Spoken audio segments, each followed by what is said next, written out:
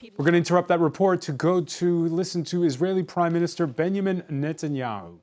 People from the north home, and it will happen just as it did in the south. And my friends in the north of Israel, I'm proud of you. I'm proud of your capacity. I'm with you, and I'm fully committed to your security, safety, protecting your homes, and committed to your future. Up until now, our soldiers and our police and security forces have made sensational gains on all fronts, and this has led us to be admired by the entire world, showing Israel's strength throughout the world. With regard to Iran, we have destroyed a lot of its air defense. We have built missiles and have attacked its nuclear program. And I am determined to do all necessary to ensure that Iran cannot have nuclear weapons. And it's all the more important when we hear on a daily basis the leaders of Iran talking about how they're acquiring nuclear weapons. To my mind,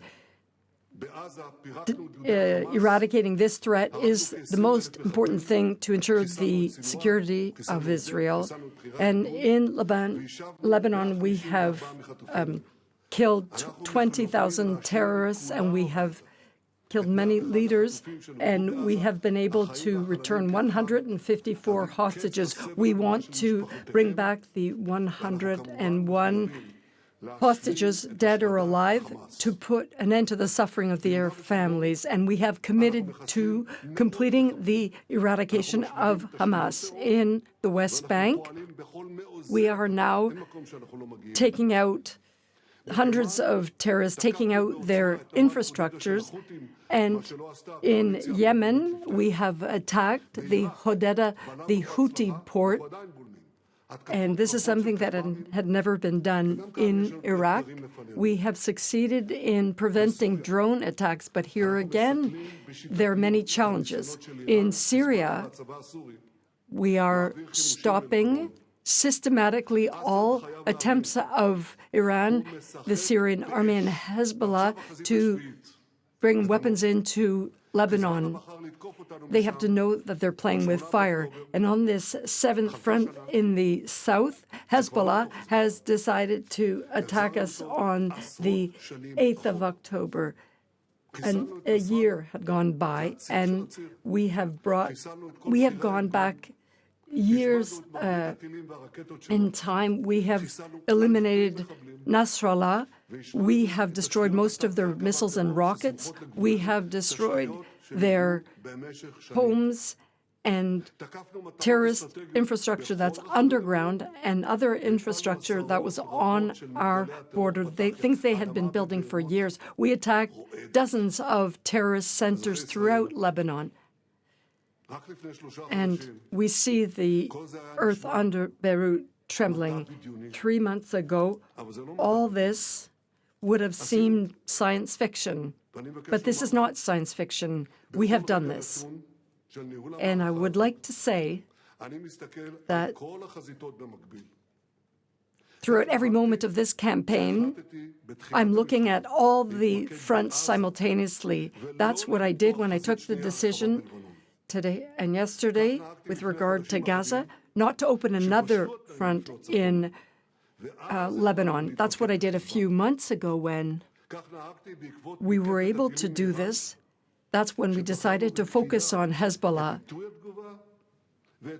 That is what we did when we reacted to the Iranian attack, when we scrupulously and carefully decided on the objectives of the attack. That's what I'm doing today. I'm looking at all the fronts simultaneously. I'm looking at the overall picture, and the overall picture is enabling us to give the soldiers all they need in order to preserve their lives and achieve victory. That's why today I will enable this truce, this ceasefire in Lebanon. This is perfectly in alignment with the United States, and there is a full military freedom in Lebanon if Hezbollah wants to arm itself and try to attack us again. If they want to rebuild these terrorist infrastructures on the border, if they build tunnels, we will attack them. And I understand what you're saying. If we begin a truce, we cannot begin again and reattack. That's what we had said when we had the truce in Gaza to free the hostages. We were told we could not resume the battle, but we did it. And we did it in a sensational way.